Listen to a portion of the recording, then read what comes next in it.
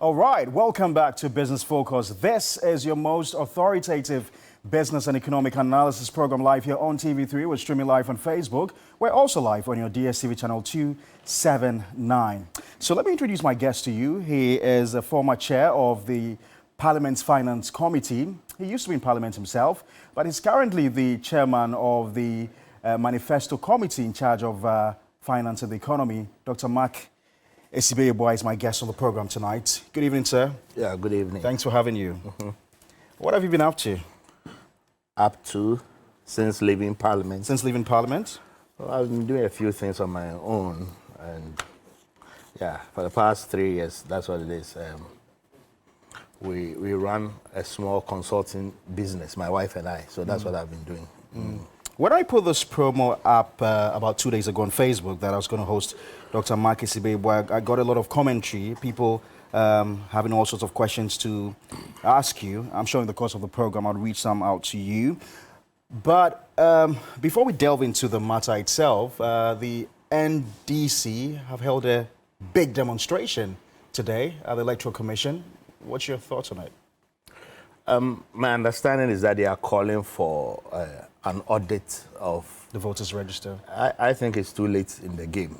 Really? Yeah, December 7th, we are 81 days away.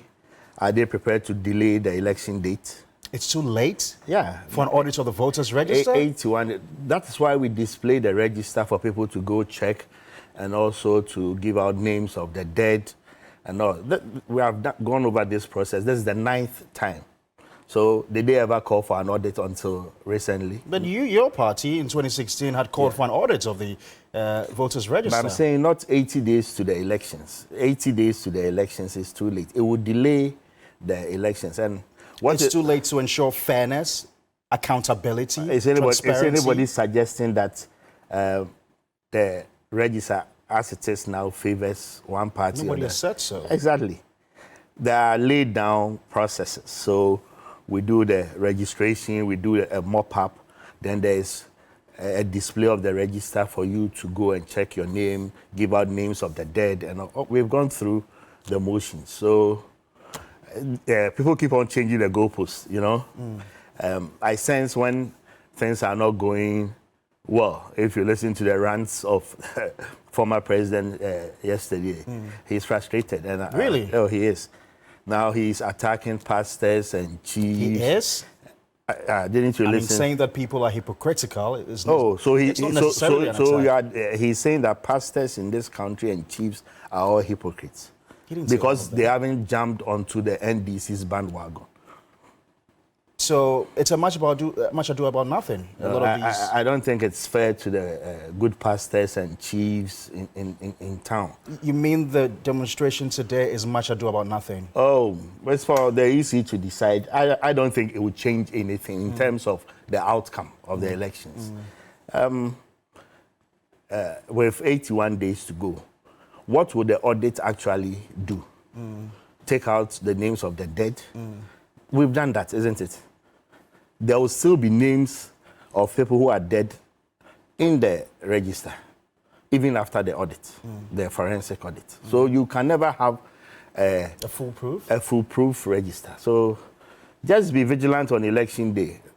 People are coming in to vote. Are they coming with their IDs? Are they voting for the dead? Be vigilant on election day. Afarijan used to tell us that elections are won at the polling station. It doesn't matter the number of your supporters or people you think have been unfairly transferred, the volumes of people they're talking about? Do you have examples of persons saying that they have been transferred from their polling station or constituency? They said they've provided evidence to the Electoral Commission. Yeah, so look, those who handle those matters, I have come to speak on them. Right. Let's get into the matters for today. You said it's a few days to the general elections. I'm wondering why you, first of all, even chose to chair the finance subcommittee of Dr. Bawumia's manifesto.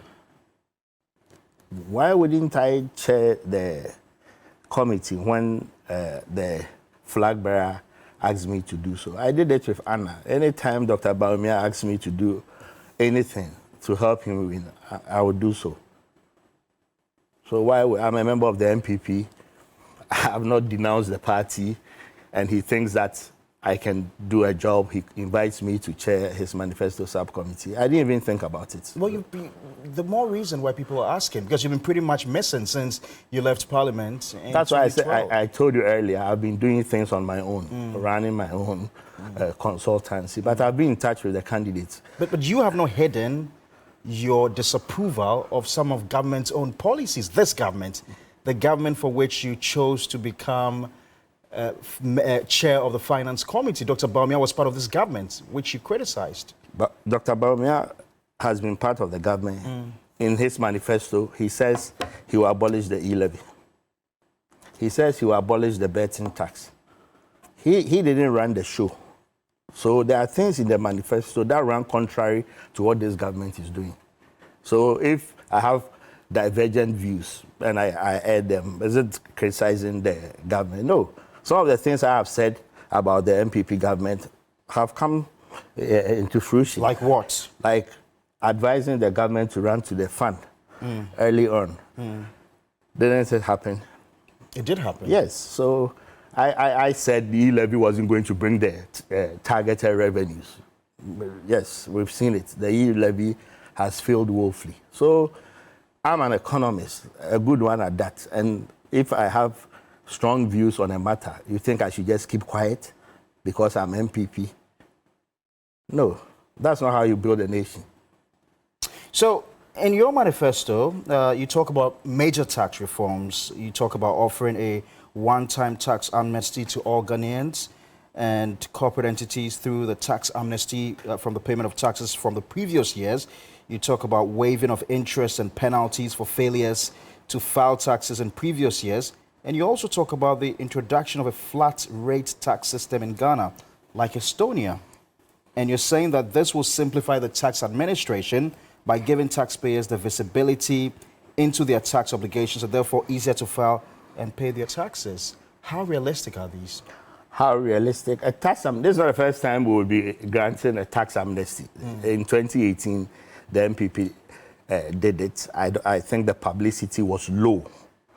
So this time around, what Dr. Bawumia is offering is a tax amnesty from the payment of taxes owed. Now, if you owe taxes, it comes with penalties and interest. So now he says, not only am I forgiving you the taxes owed, I'm also going to forgive you the penalties and interest so that you start on a clean note. Now, the people who owe taxes stay forever owing taxes. They don't come out. This is a voluntary disclosure. So once you grant an amnesty, people come and say, okay, all my taxes are being forgiven. Then you have a record of those persons, the businesses they are doing, the taxes they owe. So you start on a clean note, but then you bring these people into the taxes. So it's a way of increasing taxes ultimately, but going behind the door, as it were, people voluntarily disclosing that, yes, I owe taxes. Because you would have to disclose for you to benefit from the amnesty. And so when you have done so, then now you are starting on a clean note. So instead of still hiding and not paying taxes, now your taxes are forgiven, and then now you come into the tax net. I think it's a brilliant idea. You also talk about reforming the value-added tax regime by merging all levies into a single line item levy and treating the merged levy as part of the input and output VAT to eliminate the cascading effects on the current regime. How's it supposed to work? So there are a number of taxes. If you went to the restaurant and they gave you your bill, you would see the VAT, and then you see the NHIL, 2.5, you see Gets Fund, you see COVID, all of those taxes. Previously, the Gets Fund and then the NHL were part of the VAT, and then we took them out. Now, by taking them out, now the VAT itself, it's 12.5, and then you have the 2.5 NHL, and then the 2.5 Gets Fund, all of that. What he's saying is that for a business, if you pay VAT, there's an input VAT, and then at the end there's an output VAT that you offset. If I don't treat the NHL and Gets Fund as VAT, you don't benefit from that, from the VAT that you are inputting and outputting. So businesses have complained that let's treat them same, the VAT, the NHL and Gets Fund as part of the VAT, so that when I've paid input VAT, and in the end, I'm claiming in the output, and then I benefit from it. So it has come from the industry players, and then I think, mind you, it's the MPP itself that changed it as a way, and so they have listened, and I think it's a good thing. You also talk about reducing the withholding tax for small-scale gold miners to 1% to discourage smuggling. Yes. The current rate we know is 1.5%. It's not 1.5. What is it? I think it's 5%. Is it? Yes. So you are saying that because you are paying a withholding tax. So 5% to 1%? Yes. You are saying the withholding tax disincentivizes people, and so they are smuggling. Mm-hmm. But if I'm only paying 1%, then I will go through the approved channel. So maybe I'm selling to the Bank of Ghana or to the PMMC or the approved channel. So, yeah, you know, that's why it's good we are going to have President Obama, because it's about solutions. So you sit down, having been in government, and you prescribe solutions that, okay, how do we go about these problems that people have complained about and people are nagging about? So all of these are things that have been well thought through. You also talk about a flat tax rate regime. I mean, how is that possible? Flat tax. So he gives the example of Estonia. Right. There is also Jamaica and some other countries. As a matter of fact, the US is trying to move towards a flat tax. How realistic is that? All the taxes you pay are flat taxes. But you and I know that the whole tax regime is supposed to be progressive. Yeah. Where the rich pay more and the poor pay less. I mean, so how are you going to get everybody to pay the same tax? You are not paying the same tax. It's a flat tax rate. Mm-hmm. So if it's 17%, and your income is 1 million cedis, then you are paying 170,000. We are not all paying the same. If my income is 100,000, then I'm paying 17% of 100,000. Yes, so we are not all paying it. Now the VAT that we pay right now, if you go to a restaurant and your bill is 3,000 Ghana, there's a VAT, corresponding VAT on it. It's the same for everybody. It's not a flat rate. The VAT that we pay, the NHL, the COVID levy, all the taxes we pay, we are just applying this to the income tax. So that instead of also graduating this in a progressive way, we are saying everybody pays a flat tax. Now, the flat tax, what it does is that in the tax administration, you have to go and get somebody to do your taxes for you. There are transactional costs. You eliminate it. This is flat, 17%. So you know what you are paying. Is that not? Again, when you do that income tax that we have presently, there are deductions. There are exemptions. People are claiming certain things that, oh, I did this, I'm claiming that and all that. Now you eliminate all of that. This is fair, it is simple, and everybody knows what they are due, what they are supposed to pay. Now, as an economist, you think that implementing this flat tax rate for everybody is fair? What we don't know for sure is the impact on revenue. What do you think will be the impact on revenue? We don't know. We don't know. You should have punched the figures. No, because the tax to GDP ratio right now is 13%. In the sub-region, it's 18%. So how do we get to the 18% in sub-Saharan Africa? If this is going to deliver, then I'm all for it. So you don't just come in and say that, okay, from day one. They are going to crunch. So what you're seeking to do is to broaden the tax net and have a lot more people. So that the persons, the higher end, it goes to about 35%. Okay, there are some people who pay 35% on their income. Okay. Yes, so now you are telling them, okay, if it's 17.5, I might as well declare all of my income because non-declaration, false declaration, is an offense. So if it's going to be 17%, 12%, 15%, I might as well declare all of my income and pay the required taxes. So we don't know for sure, but he has traveled himself to Estonia, Baumia himself, and you know, he understands this business. And so I think we have to give it a shot. So that a flat tax, it applies to everybody, and then you know what you're supposed to pay. You also talk about harmonizing port charges to align with charges in competing regional ports. And in this case, you make reference to Togo. Yes. What exactly are you seeking to do? There are a number of people bringing vehicles through Togo. I'm sure you know. Yeah, we see these around. And to the extent that the port charges in Togo are way lower than what we have here in Ghana, then people would want to route their goods through there. You know, you pay, And it's been happening. So what he's saying is that port charges in Ghana, in the minimum, should be the same at what pertains in Togo. Otherwise, it's lower. Then you don't have an incentive, or you are not motivated to go through Togo and then come by road before that, because you can bring your goods in, right? It's just the same argument for smuggling cocoa to Cote d'Ivoire, so that we always try to make sure that cocoa prices paid to farmers, okay, are always higher than what Cote d'Ivoire is paying, or just about the same. It eliminates smuggling. So that's what you are doing with the port. And you're saying that the only reason why we've not had this implemented within the last 8 years is because Dr. Bawumia was vice president and not the one in charge. Not exactly. I'm saying that when you are in government, over time, you learn about the problems, the challenges, and then when you have an opportunity, you prefer solutions.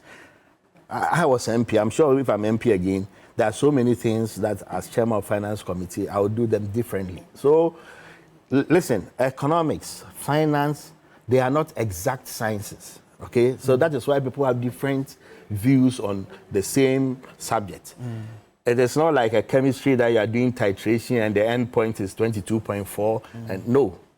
So you tinker it, you tweak things. That's how I'll come back to you on that point. And a number of things your presidential candidate has been saying while in opposition and even when he came into government. So a lot of these policies that you seek to, implement when you win power, each and every one of them appears or seeks to probably reduce government revenue. Now, how does the next MPP... How have you established that? Well, at least... Which one is reducing government revenue? So I'll tell you what you want to do. So you want to take away the E-Levy, you want to take away the tax, betting tax. Yeah. Obviously, these are monies that are coming into the government coffers. Now, when you take away these taxes, what are you exchanging them with? How much is coming from E-Levy? You tell me. The first time E-Levy was rolled out in 2023, they made less than 600 million. It was projected to bring in 7 billion.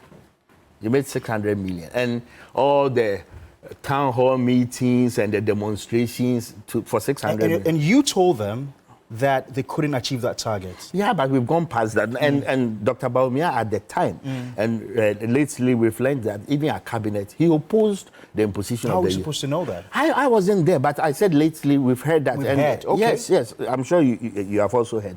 So and there was an interview he did, Peace FM, right, where at the time he said that he's opposed to taxing these electronic products. So he has credibility on this one, okay?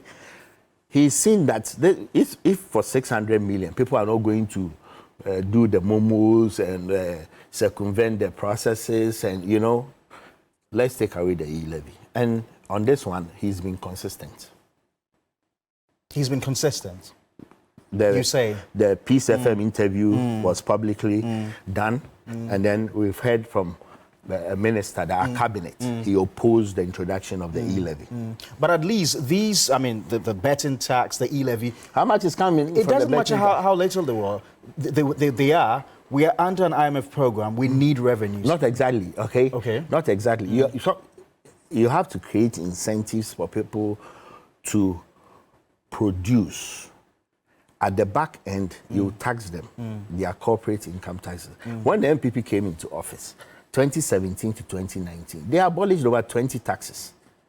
Okay? It was after 2020, when COVID struck and all of that, that they reintroduced some of these taxes. So the MPP has been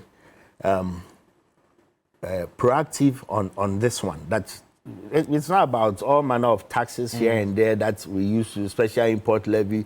There's no. We are pro-business, we are business friendly, and we want to signal that there's going to be a new era where businesses are not going to be saddled with all manner of taxes all over. Given the extreme fiscal situation we find ourselves and the financing constraints that's currently under this same government, what are the new fiscal measures that your government is going to implement to turn things around? What do you mean by fiscal measures? New taxes. Right. Why do we create the impression that you always have to impose taxes? Now, when you put together a budget, there is the revenue side and there's the expenditure side. Okay? So if even I don't touch the revenue, to the extent that I'm reducing the expenditure, there's a saving, is that not? And the numbers presently, there are no new tax measures 2024, but the numbers are showing that expenditure has gone down, revenue is performing, the deficit for the first half of the year 2.4. So managing the economy is not all about taxing and taxing and taxing. No, you can work on the expenditure side, eliminate waste. The procurement system, the public procurement system, where all manner of contracts are overpriced and overinflated. And that's why we have the gift miss. The gift mix only comes in when you are in the payment system. I'm saying the procurement, where a project is being undertaken and then the valuation thereof. All of these are things that... But the Vice President in opposition said the same things you're saying, that we're going to move away from taxation to production. So why am I supposed to believe him this time? You've missed it. Now, tell me. You people, sorry by saying you people, but people talk as though the MPP has been in office since 1981, the December 1981 coup. When the MPP assumed the reins of power in 2017, January 2017, where were we? The NDC had gone to the IMF in 2015 on their own volition. The 2016 economic growth was 3.4%, the worst in 23 years. Inflation was at 15.4%. The currency had depreciated over 30%. This was the economy we inherited in 2017. Now, what did the MPP do? Inflation came down to 7.9%. Growth averaged 6%, 2017 to 2019. The IMF program, which the NDC derailed and for which the IMF was... Derailed? What do you mean by derailed? The program derailed. How was it derailed? Let me explain to you. Please explain. That's why I've come here today. Please do. Okay? When you're under a fund program, there are benchmarks. If you don't meet the targets, they don't disburse. Right. Lately, we've heard about the 360 million. Right. Under the NDC, the IMF stopped disbursing IMF program proceeds. That's a fact. Why? Because you are not meeting the targets. That's why we say the program has derailed. The benchmarks you are not meeting. So the program derailed. That is why the MPP extended the IMF program by another year to finish on a good note. So the program was originally 2015 to 2018, and the MPP extended it to 2019. MPP has not been in power since the December coup 81. But Dr. Bawumia... Can I speak? But Dr. Bawumia, you can speak. Yes. I'm saying that Dr. Bawumia, as then running mate, should have known that the economy was in such a bad shape before promising to move the economy from... So he did. When he came into office, we abolished about 20 taxes. I'm laying the case. The deficit was 4.7, 4.6, under 5%, 2017, 2018, 2019. Until COVID struck March 2020. I'm telling you, go and look at the records. That is why Akufo-Addo's re-election was so easily procured. So who do you give that credit to? Which credit? The first 4 years of the NPP. The first 4 years. Some have said that it was because you were under an IMF program. No. We exited the IMF program. You had a headmaster with a big stake. We exited the IMF program in April 2019. I'm saying that until COVID struck in March 2020, we were on course. People were even saying that the inflation rate should be retargeted. The lower band, we're going to do better than 6%, so we should raise it. I'm telling you. So how do you respond to those who say the only reason why you were able to achieve those targets was because you had the IMF under your neck, breathing heavily? So when the NDC was under an IMF program, did they achieve those targets? The program derailed. Being under an IMF program in and of itself does not guarantee success. The program derailed when the NDC were under the fund program. Okay? So what happened after then? The COVID struck. COVID struck? Yes. And then what happened? COVID. My brother, do you know... COVID struck in every other country in the world. Yes. Inflation is high in the U.S. Follow the debate. Why are you comparing to the U.S.? There are other countries but you in are talking about everywhere in the world. So why... You cannot compare Ghana to the U.S. economy. Yes. Tell me where inflation hasn't gone up. Cost of living, where? Tell me. In the UK, in the US, everywhere. Ghana's rate of inflation was one of the highest in the African region. Yeah, but what is it now? I'm telling you how the economy was on a good footing and all of a sudden COVID struck, and because of that, things went haywire. Now, things have been brought. Inflation is now 20.4, on course to hit the 15 by end year. First quarter GDP growth this year, 4.7%. Okay? The deficit has done 2.4% first half of the year. So I see the numbers and I'm encouraged. But you still took us to the International Monetary Fund. There's nothing wrong with going there. There's a lot wrong with that. No. Well, really? Are we not members of the fund? Really? Members of your government, members of parliament of the NPP, for the very first time in history, stood up against their finance minister, calling on the president to fire him. But you are mixing the issues. You are saying that going to the fund is not a good thing. I am always for going to the fund. So really? Yes. What's wrong? We are members of the IMF. You have experienced COVID. When COVID struck, the IMF gave us 1 billion cedis in 2020. In 2021, they gave us another 1 billion cedis. That's 2 billion cedis. You want to be taking money from them, but you don't want to subject yourself to scrutiny. There's nothing wrong with that. To the extent that you come... There's nothing wrong with overspending our budget. There's I will overspend again. Our debt becoming unsustainable, for which reason we've got to go for policy credibility from the IMF, for which reason, for the very first time in our history, we've got to go through a debt restructuring. You are mixing the issues again. I'm saying all of that happened because of the pandemic. Because of the pandemic. And when the pandemic struck, there was supply chain disruptions, inflation was high. Then you had to borrow. You had to borrow to keep your economy running. When your GDP growth in 2020 was 0.9, the revenues were not coming. What were you going to do? You were going to sit down for the economy to collapse. Meanwhile, prior to that, you had done this financial sector cleanup where you had spent over 25 billion cedis. You were saddled with a... I don't think you're particularly excited about how government must have gone about the banking sector reforms, are you? What's wrong with that? All of the 4.6 million depositors in Ghana were made whole. Everybody got their monies. 4.6 million depositors in the banking system. Everybody got what was due them. And government had to expend that much money? Yeah, but those receiving the payouts, did they complain? That's how you keep an economy running. And now that's why I'm saying that having gone through all of these, and I see the numbers, I'm excited where we are now. You see, when people... I've got to hold you there in your tracks. This is Business Focus, your most authoritative business and economic analysis program. My guest tonight is Dr. Mark Assibey Yeboah. He's chairman of the Dr. Bawumia's Manifesto on Finance and Economy. We're talking about the NPP Manifesto. If you've got some questions for him, please keep them coming in. We'll take a short break and return with some more.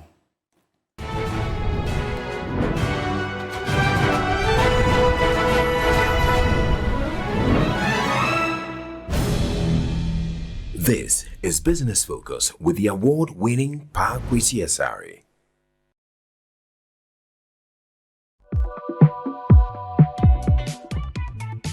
This September, just like we've been doing for the past 7 years, welcome to the much-anticipated Telecel SME Month. This year, we're upping the game with even more incredible initiatives and activities for small and medium-scale enterprises with a touch for women-led businesses under the theme, Connecting Businesses, Connecting the Woman in Business. From the launch of a loyalty plan for businesses, the launch of Telecel Women in Business Package, the Empire She Builds webinar, Women 100 Power Launch, and an opportunity to positively impact the environment through sustainable ESG initiatives. 50% cashback for merchants, free advertisement for customers, and so much more. So get ready to discover what's next in the world of business. This Telecel SME Month. Visit telecel.com.gh/business. Keep following our pages for more information on this year's celebration.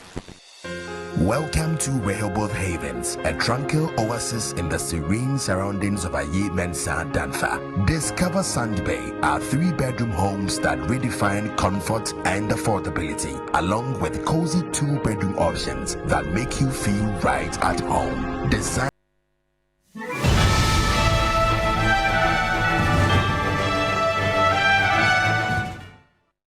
Right, welcome back to Business Focus, your most authoritative business and economic analysis program, live here on TV3. My guest tonight is Dr. Mark Assibey Yeboah. He's chair of the Dr. Bawumia Manifesto Committee on Finance and the Economy. Dr. Assibey, you're talking about, inflation on the African continent, and I've just received this data from my research team, and Ghana's inflation is still one of the very highest in Africa. We know that inflation right now is currently at 20.4%. Countries such as Congo, 16.36, Djibouti 3.2, Egypt 26.2. Hold it right. Okay. Hold it. Gabon 3.4. Hold it. Nigeria. Oh, hold it. Okay. So all economies are not the same. There are low-income countries, there are lower middle-income countries, upper middle-income and developed economies. So, okay, so let's be guided. Okay, Be okay. guided. So let me see if I can find a comparison. Our contemporaries. You are comparing Ivory Coast. Yes, go ahead. It's 4%. Yes, but there's a reason. It's 4%. Yes, Why? because they are the francophone countries. There's a reason. Because I was comparing to the whole of Africa, looking at some countries. Now you say we should look at the contemporaries. Yes. And so I'm taking Ivory Coast. It's 4%. In Kenya, it's 4.4%. What do you have to say to that? So you are picking and choosing. Am I? Oh, so if you like, give me what they have sent to you and let me run through. Okay, run through. Yes. Okay. So give me and let me also run through Okay. like you are doing. Ethiopia, 17.2. You skip that. Go ahead. You skip It's Ethiopia. still less than Ghana. Yeah, but 17.2. It's still less than Ghana. By December, we are 15. Okay, the go ahead. inflation, it doesn't drop. No, you go ahead. Which other country? I'm just saying, but there are so many. This is not, that's your job. I'm saying that we are at 54. We were at 54 end of 2022. And the prudent policies. So what you're saying is that Dr. Bawumia has superior, knowledge or, when it comes to running an economy compared to John Mahama. That's what you're saying. But why would you compare a PhD economist to a BSc history? It's not about the theory. Yeah, you know that. But you are bringing that when you are president. Yeah. It is not just about your knowledge. It's the thing you put together. But if you are comparing John Mahama's knowledge of the economy to Bawumia, who's worked as a country rep for African Development Bank in Zimbabwe, who's taught at Oxford and Baylor University. Let's not go there. Let's talk about the macroeconomy. Very well. Inflation, interest rate. Dr. Bawumia, in opposition, says what? The fundamentals will expose you. Yeah. If you play politics. But I've given you data preceding 2017, and I've shown you 2017, 18, 19 numbers until COVID struck. You want to wipe away COVID. Some of the countries that you are mentioning right now, did they manage COVID the way Ghana did? Ghana's management of the COVID crisis has been hailed all over. Really?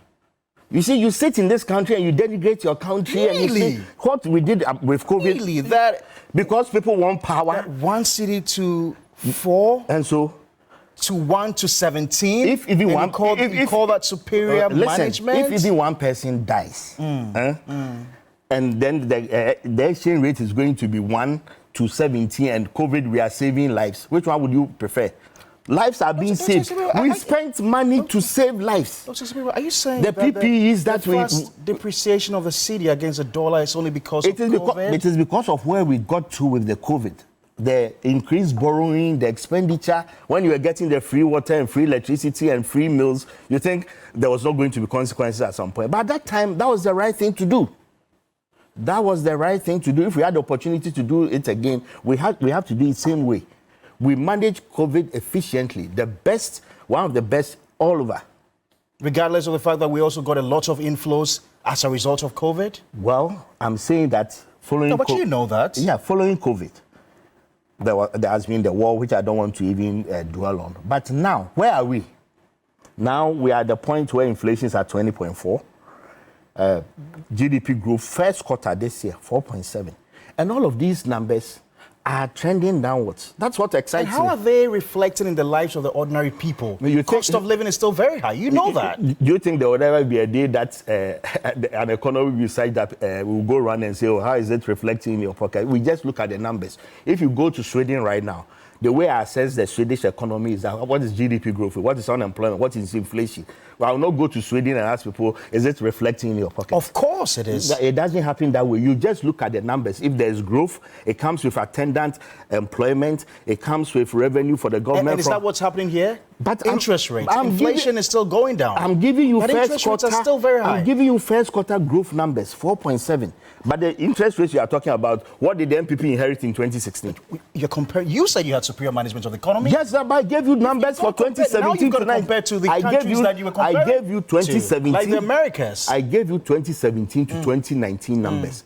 Fantastic numbers to the extent that I had no doubt in my mind that the MPP was going to be re-elected. It was just a walk in the park. What do you make of the management of the domestic debt exchange program? How it was managed? Now, well, when John Mahama was asked about a debt exchange program, he said it was necessary that we had to do the debt exchange. We had... because we had overspent. We had not overspent. We spent for a reason. You know, there's one thing, mismanaging something, and another overspending. There are two different things. So when you are giving a budget and then you mismanage the budget, that's different from using the budget for intended purposes and for reason you come back for more. There are two different things. So overspending does not necessarily equate to mismanagement. So we overspend for good causes, and that's fine. Now, we got to a point we couldn't pay our debts.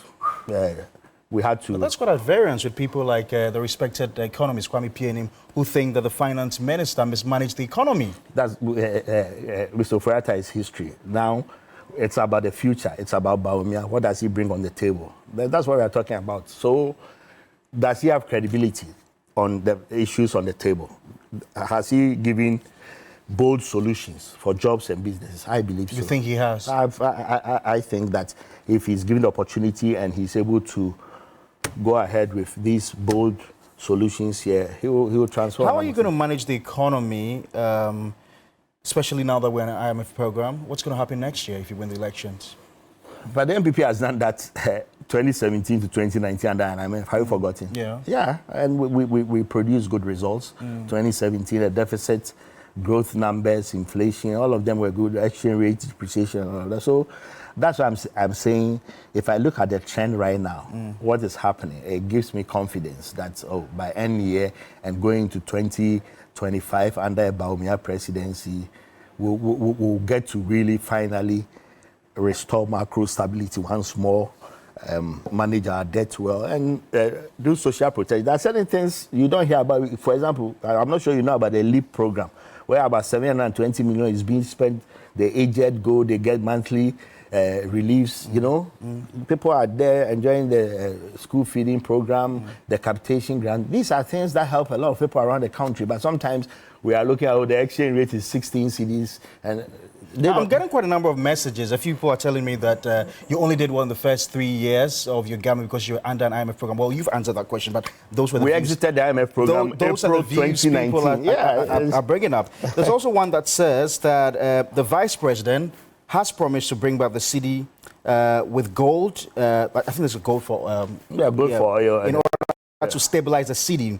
This will amount to introducing a fixed exchange rate system or a hard peg with the attendant economic risk. As we know, Zimbabwe introduced same regime earlier this year in April, but are now unable to maintain the official peg they began with. And speculators are having a field day now in that country. Last week, their central bank governor was calling speculators names such as economic saboteurs, whereas these people are only acting rationally. So what's your question? This gold for oil program. Yeah, the gold for oil program essentially... because Dr. Bawumia makes us believe that it's the only reason why the economy did not collapse. No, there are two programs. There's the Bank of Ghana's gold purchase program. So the Bank of Ghana has been aggressively purchasing gold. And now they've increased tonnage. I don't have the numbers offhand, but it's doing well, about 8.7 tons from about 2.2. Right. So, yeah, fairly good. Then there's the gold for oil program too. That one, the Bank of Ghana buys gold, and then when we import crude, we would use the gold as a barter, sort of. Now, the beautiful thing about what they are doing is that you are using cedis to purchase the gold, as it were, right now. Now, in the Zimbabwe case that he talks about the fixed exchange rate regime. Now, Dr. Bawumia talks about backing our currency with gold, okay? Now, if you want to go for a fixed exchange rate regime, like the Zimbabwean case, it's failed because you have to have the quantum of gold equivalent to the money supply. This is hard economics, so bear with me. Now, the money supply in Ghana right now is about $18 billion. Okay? You mean the money in circulation? Yeah, M2, okay. I'm sure. Yeah. So, if we had $18 billion right now as our reserves, then it means government stands ready to supply whatever forex is. But we don't have. Our reserves are around $6 billion, $7 billion, okay? So if you have gold to the tune of, let's say, $18 billion, then hypothetically, you could say that, okay, then I'm indexing my cedi to a dollar, 1:2. Backed by the gold. That's if you have it to the tune of the money supply. So In the Zimbabwean case, I don't know the story. But then if you don't have the money supply, the extent of Forex or whatever is backing the currency, you don't go there. You don't go there to fail because when people demand Forex, you don't have it. Yeah, and that's why people are asking questions and raising concerns about But transparency with this whole project. We don't know where they're purchasing it from, how much they're purchasing it for, all these things. Do you know the Bank of Ghana? The Bank of Ghana is the most credible institution in this country. Is it? The Bank of Ghana. It is the most credible institution in the country. When they give us numbers, does anybody challenge their numbers? Have you ever heard that the Bank of Ghana says, oh, this is inflation or this is... But you know the NDC has accused the Bank of Ghana of an illegality. Which is? That's borrowing money or printing money for government without necessarily going through Parliament. Show me where... Exceeded the law that said that they were not supposed to go more than 5% of the previous years. Because people are one power. Now, John Mahama is saying that the good for you program is opaque. And you are latching into... No, answer the question of the Bank of Ghana. Did they commit an illegality? No. Government borrowed from Bank of Ghana. There are records. The Bank of Ghana is the lender of last resort. Right. When banks need money, they go to the Bank of Ghana. And when I'm government... But they've got a limit. The law prescribes a limit. What is the limit? Not more than 5% of the previous year's tax revenue. You know that. You see, respectfully, you don't understand the issues. Let me understand it. Because there's a caveat. In extreme circumstances, then you set that one aside. But there are rules as to how that they are not subject to Parliament. Really? If you want one person who understands this matter, it is me. I've worked at the Bank of Ghana. Okay. I've chaired the Finance Committee. Right. Yes. So, tell me, which law says that when the Bank of Ghana is lending to government, they should subject it to Parliament? Which law? The Bank of Ghana lending to Parliament. So not more than 5%. Explain that to me. Yes, they are saying that the lending to the government should not exceed 5% of the previous year's revenue. In extreme circumstances, when they have given when there's a force majeure, when there's but you don't subject it to Parliament. Really? Yes. What does the governor do then? What does the governor do? Yes. You lend to government, but there are records. So that's how come this 60 billion issue arose. Because if they were doing it without records, how would you have known that the Bank of Ghana had lent money to the government to the tune of about 60 billion? For which the IMF said that we should write it off. Their contention was that why is the Bank of Ghana writing off the debt of 60 billion? And people are saying that, well, if people are doing debt exchange and they are taking a hit, why not the Bank of Ghana too? They lend to government. So that's what happened. The Bank of Ghana is not subject to Parliament in their lending to government. On a daily basis, every Friday, the government goes for an auction at the Bank of Ghana. Whenever you buy treasury bills, the government is borrowing. Who's the Bank of Ghana accountable to then? To their board. The board of Bank of Ghana, that's what it is. And then, of course, there's a law. They subject themselves to Parliament in terms of their foreign exchange receipts, the audited accounts. They go to Parliament for that one. But I'm saying that in their day-to-day operations, Bank of Ghana has lifted a reserve requirement to 13% for bank. On a day-to-day basis, they go to Parliament to ask for that. No.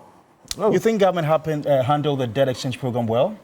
I thought you asked that already. Yeah, to the extent that now we got the pensioners to come on board. You know, initially, I think we didn't consult widely enough, but later on they did a second round.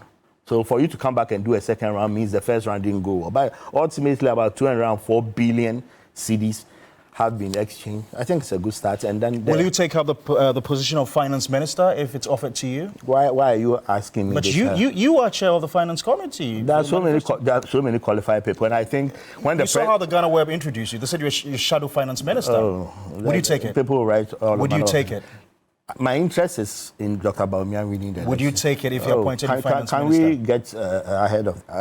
let's not get ahead of ourselves. When he's president and he puts his team together, wherever he deems right to put people, let's give people... What's this thing about people chasing positions and I'm going here and this person is going... I'm not like that.